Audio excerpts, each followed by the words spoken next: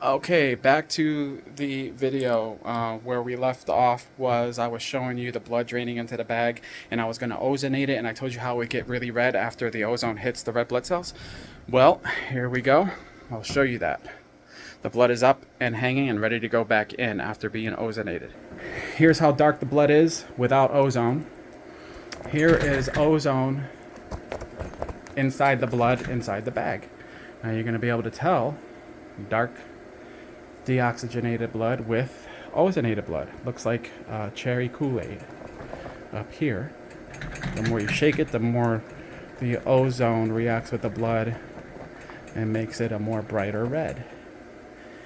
Whether you shake it up here or not, it will eventually grasp onto the red blood cells as it circulates in the body and undergo its chemical reactions. Oxidative stress again. Now people who are requesting or getting this treatment done usually do it for purposes of decreasing the viral load that they are unable to decrease on their own. So we're giving them a boost.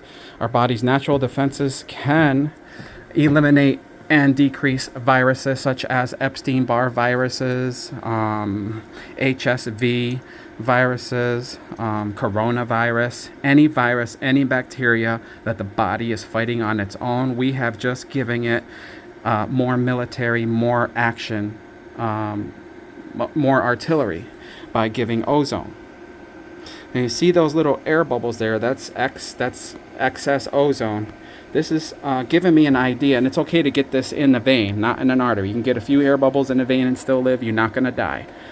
Right now it's going through that tubing, that glass tubing I showed you earlier, and it's going to go in, because it's hanging up, to the patient.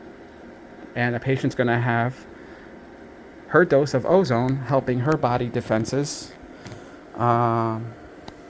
become boosted. So if she's got a high, let's say, spirochete load, a bacteria that causes that comes from Lyme disease, that causes chronic inflammation of nerve cells and other organs in the body, or if she has an elevated Epstein-Barr viral load, ozone treatments such as this will help decrease the viral load so that she can recover quick and help fight it and go into recovery and be on her way with being healthy and active and functional again. But when you don't have the proper defenses to defeat such viruses and bacteria, you're pretty much semi-bedridden. You don't have functioning. You don't want to work. You're kind of just, you're not feeling well for a long period of time until your body can have its own ability to fight against viruses and bacteria. Now, there's so many ways to give ozone. This is just one of the ways. There's more advanced ways that can help people recover quicker, or can help people with more severe issues recover. There's also filtration of blood with the addition of ozone. But right now, this is where people usually start off. They get used to this. They advance to higher doses and more aggressive ways of getting the ozone and blood filtration.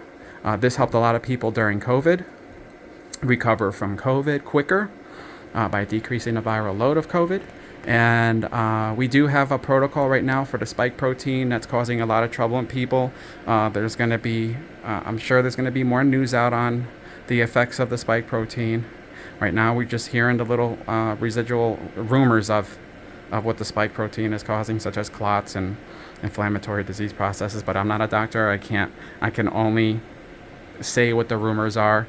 I am not anyone to say that any kind of spike protein causes this, or comes from this or that. But we already know that COVID, in relation to spike protein, there's some science and evidence coming out that these spike proteins are having an effect on people's bodies, whether it be by way of having the shot, the booster, or catching COVID itself. That's the end of my video. Hopefully it helps. Please like and share, and see you in the next video.